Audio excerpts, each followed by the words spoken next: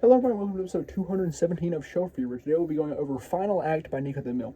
Now, this song is very different than the other ones, and it has content material which relates to, presumably, with what Niko is going through at the moment. Now, I'm personally not going to go into that, nor show, offer up my presumptions on that, because I believe that'd be very disrespectful to what Niko is currently going through, and just my thoughts and prayers are with him, because I know he's going through a tough time right now, and I don't really want to speak on it, and undermine his privacy.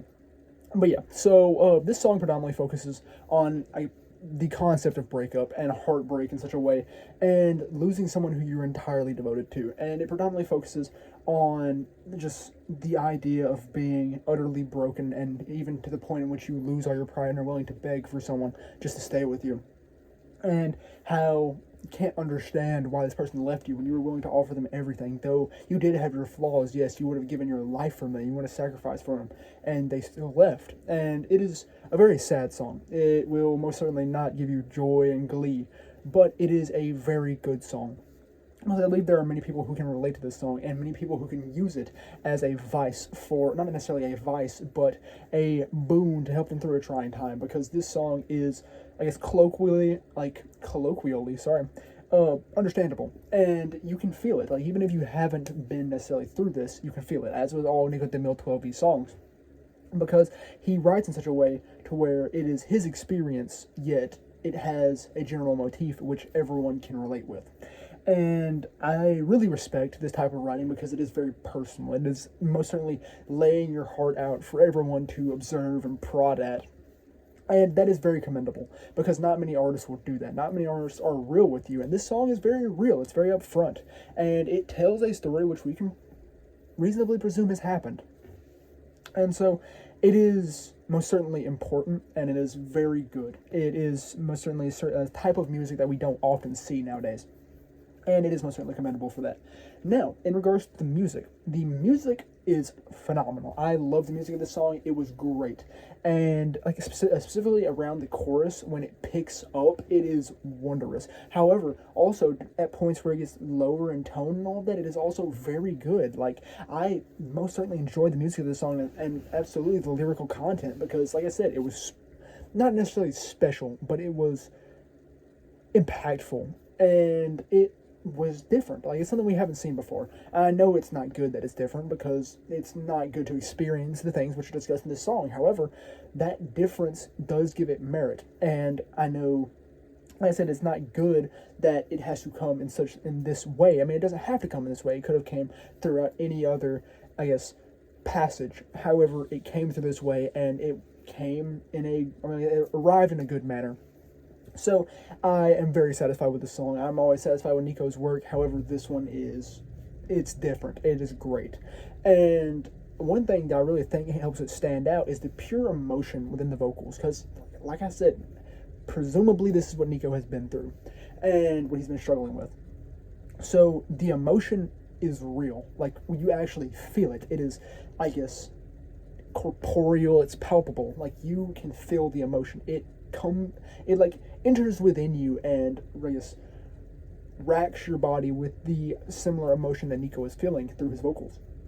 And most songs, like I said, don't do this. Most of the time when you listen to the song, you can't really feel the emotion the artist is feeling, or the emotion doesn't really have that much of an impact on you, because you're kind of just vibing with the song rather than actually, allowing it to flow within you, having a more intimate experience with the song. However, the song makes you feel the sadness that Niko feels, because you can hear it in his voice, and you feel, empathetic towards him. And this, like I said, this isn't very much so done, and I really like that it is like this, because there's only one other song that I can think that's really made me feel, mood-altering emotion. And not to say that Final Act is bad, but this song exceeds all other, and that is Daddy by Korn. That song is not good emotion. That song is visceral, to say the least. It will make you, when I first watched it, or when I didn't first watch it, when I first listened to it, it made me sad, it made me sick. I didn't throw up, but I felt nauseous after listening to it, and it made me scared. I was by myself when I first listened to the song, and it made me scared. And this song, it's so emotion invoking, because of the pure just emotion you can feel behind Jonathan's, gosh, I was thinking I slipped out there for a second, but Jonathan's vocals.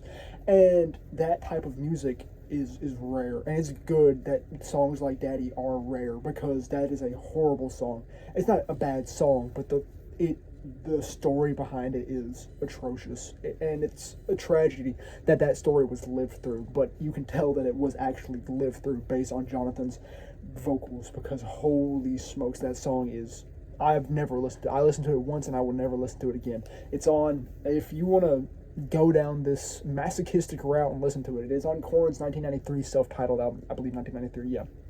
So, yes, that song is the most, I guess, gut-wrenching song you'll ever listen to. However, Final Act is also a very, like I said, sadness-inducing song. It will make you feel, and it will make you feel purely because of the vocals, because you, I guess, are interacting with this person's emotions on a very intimate level. It's almost like one-to-one. However, it's obviously not one-to-one, yet you feel as if you are. So, yeah, most of the time when a song trying to kind of invokes emotions in you, it's because of circumstances surrounding the song, personal stuff. However, this type of song invokes emotion because of the author's, not the author's, well, yes, the author, this is a work of art, the author's piece, not the author's piece, but like the author's emotion.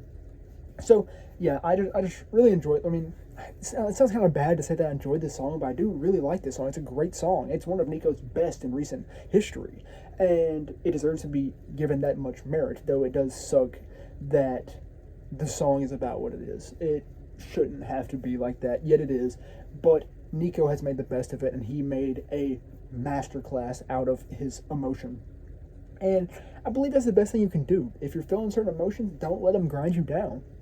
Like, profit sounds bad, but like, profit off them. Make what you can. Take those emotions and fuel yourself with them to be creative or do something or achieve a goal, and you will go leaps and bounds with that. But yeah, so that's all there really was for Final Act by Niko DeMille. Oh yeah, also I forgot to mention the visuals in this video are also very like calming. They're soothing, but then you're getting hit with that sadness, which makes the soothingness kind of contradictory.